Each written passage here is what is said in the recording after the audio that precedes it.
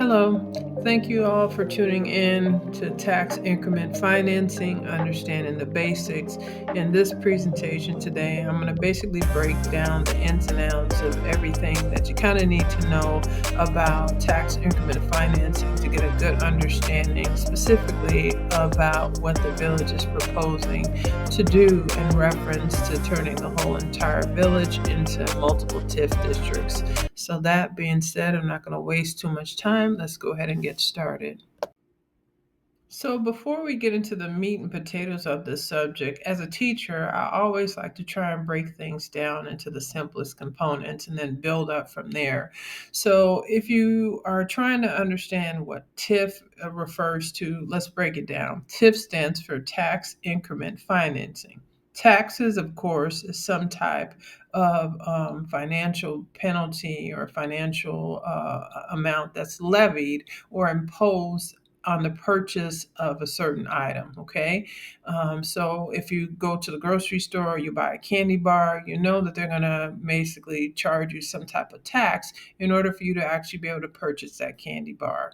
So that's what a tax is. If we talk about an increment is generally some type of increase in value, or some type of increase in amount. So since we're going to be talking about property taxes, and talking about some type of property, increment refers to both the increase in the value of the property that results in an increase in amount of property taxes.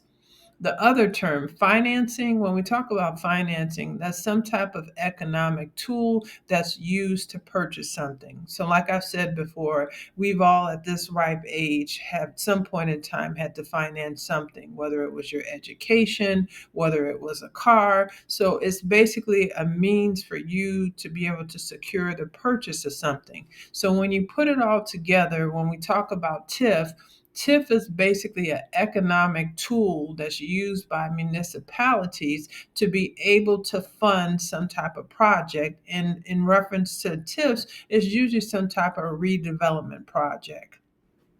So before a TIF or tax increment financing or that economic tool can be used, a municipality first needs to create something called a TIF district. And a TIF district is basically an area that's well marked out and defined on a map. So you have a TIF district, and within that TIF district, all the properties, residential or commercial, are treated a certain way when it comes to the tax revenue that's generated for those properties. Okay, so we need to be really clear about that. Properties within a TIF district are taxed differently, and their taxes are used differently than properties that are outside of the TIF district. So let me elaborate on that further. Let's say that Maywood was a community that was on the riverfront, and the local leadership decided that they wanted to turn a certain area in Maywood into an actual river walk. Let's say there was an area that was in a state of disrepair, but it was next to the water, it was broken down. They could basically then decide to designate that area along the proposed Riverwalk as a TIF district. And let's say that there were businesses and some residential homes in that area. Then that means that all of the properties that are in that proposed TIF districts, their taxes and their property values would be treated differently than properties that are outside of it. So let's go ahead and just kind of show you an example. In that instance, the village may say, well, hey, if I could find a developer who's willing to come in and build up this river walk, then the funds that are generated from the properties in that area, that excess amount of tax dollar, could then be used to help fund the project done by the developer to basically turn that area into an actual river walk that would be a benefit to the community. So let me break it down further by focusing on two different examples. But let's first focus on this chart. So if you look at the first bar below the arrows, let's say that's your tax base. That's how much somebody would pay before their property was designated part of a TIF district. The next bar is the increase in taxes after a TIF district is established. That yellow area where the arrow is pointing to is the increase in value of taxes that are going to be acquired from those properties over a certain period of time. Okay. And the last bar pretty much shows after TIF district ends, that's basically revenue that would then be able to go and fund things outside of the TIF. Okay. And I know this sounds confusing, but that's why I want to give a couple examples so I can make things as simplistic as possible. So let's look at this real simplified example. Let's say there was a Maywood homeowner that before their area was turned into a TIF district, they had a home that was worth $100,000 and their annual property taxes was $5,000. So just like with any other home, the tax bill is going to be broken down by the different taxing bodies. So the Cook County will get a piece of the pie, the school districts, the library, the park districts. That's the breakdown. So for that one, that's what happens when there's absolutely no TIF in the picture. Everybody just divides the pie based on how much they levy or how much they tell the county they want in reference to the overall taxes that are collected. Now, let's say the property taxes after a TIF was established in their area and they became part of a TIF district. Let's say the next 5 or 10 years, their property tax increased by $10,000. You notice that all of the other municipalities still get the same exact amount, but now there's something called a TIF fund that now captures all of that additional revenue. So the additional $5,000 doesn't go to fund the schools or the park district. None of that money does. It actually gets put into a separate fund, which is called a TIF fund. So if we go back to the chart before, you can now see that the increment, which once again is that area, or in that previous example, that's the additional $5,000. It doesn't go to fund any of the municipalities. It's captured as something that they call the increment. So the increment is captured, and those monies can only be used to fund redevelopment projects that occur within the TIF district. It can't be used to supplement the village's expenses. It can't be used to, put a new roof on the library. It has to be used for specifically only a certain type of development, which unfortunately kind of undermines the tax base because that means that the other municipalities are not able to acquire additional revenue over the life of a TIF. And that's why it's important to understand that it's not a short term problem. TIFs last for decades. And once a TIF is created, it cannot be canceled. It must run out the course of its lifespan. So, as I alluded to earlier, TIFs just don't happen. They actually have to be created, and there's certain criteria that the village must meet in order for a TIF to actually be created. The very first thing we need to focus on are two very important principles. One deals with something called blight, and another deals with the provision that's called the but for provision. Okay. And so when we talk about blight, blight is defined as almost in the sense of urban decay, a deterioration, a breakdown, basically, a falling apart of a community or structures within a community. Whereas when we talk about the but for provision, that more so talks about whether or not development would or would not happen if TIF dollars weren't available. So let me go a little bit more in depth with that. So before a municipality can create a TIF district, they actually have to have a consultant come out and do an eligibility study. And what they're looking for in an eligibility study is to see whether or not certain factors, specifically related to blight, are present, like certain factors that kind of prove that the area is falling apart or deteriorated. Also, they have them come out to define whether or not the but for provision has been met. And then, if those two things are in line, then a redevelopment plan is something that is put into place. And a redevelopment plan is if the area qualifies, then a redevelopment plan is created in order to address the blight and to encourage future development. So when we look at some of the different things related to blight, they're going to look to see whether or not structures are falling down, whether there's excessive vacancy, there's a significant amount of decay or breakdown in order to meet the criteria so that they can be classified as an area that is in need of utilization of TIF dollars.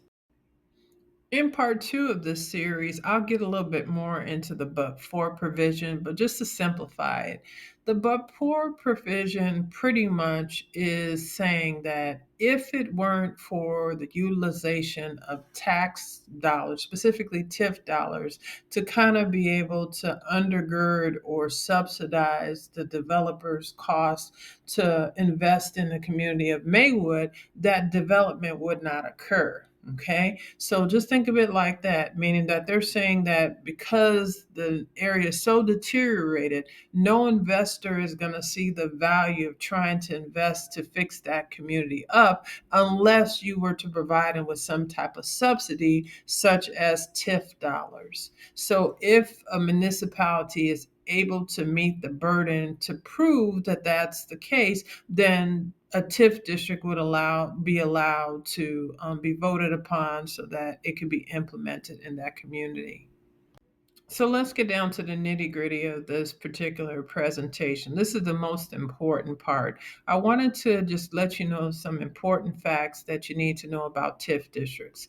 Like I said, once a TIF district is created, it can't be canceled. So if the village votes it up in May, you can't come back 5 years from now and say, oops, we made a mistake. Nope, you would have to let the TIF run its lifespan. Generally, the lifespan of a TIF is at minimum 23 years, but then it can be extended an additional 12 years to make the life of a TIF 35 years. Other important things that you need to know about is that when you deal with TIFs, and people may not be aware of this, eminent domain is something that is possible. For example, if the village believe that your house, which is in a TIF district, is standing in the way of development, they could potentially use eminent domain to take possession of your house, stating that it's for the greater good. And TIFs actually make it easier for eminent domain to be used because the burden of proof is that much less. Another important fact that I'm going to continually kind of drum into your minds is this. What people don't understand is that the true profit or value of having TIFs aren't ever realized until after the TIF district comes to an end. So for example, let's say we built up all of downtown Maywood with, big businesses and all this different stuff, and we're like, oh, we have all these new buildings, we're going to be able to spend all those tax dollars. No, because remember, so long as properties are within the TIFs, those tax dollars cannot be used to fund anything outside of the TIFs. So we can have multi-million dollar hotels downtown Maywood. Those excess tax dollars due to the increase in the property values are not going to be able to be used to fund the schools or any other municipality or anything outside of the TIFs. So we actually don't see the benefit financially as taxpayers. It doesn't lighten our burden until after the TIF districts come to an end. And in all actuality, it actually furthers the burden on other entities within the taxing area because you don't have that excess increase in tax dollars being used to fund the day to day expenses in the village. Last and not least, the most important thing that you need to take away from this presentation is TIF districts do not work unless property taxes increase, and not increase by a little bit, but increase by a lot. meaning in order for you to generate enough revenue to be reinvested into a TIF district, you have to be able to generate more revenue. And the only way that happens is by turning those properties that are within a TIF district into almost cash cows for the TIF. Okay, so once again, moral of the story is if there is a TIF, property taxes have to go up within the TIF district to be able to fund the TIF funds themselves.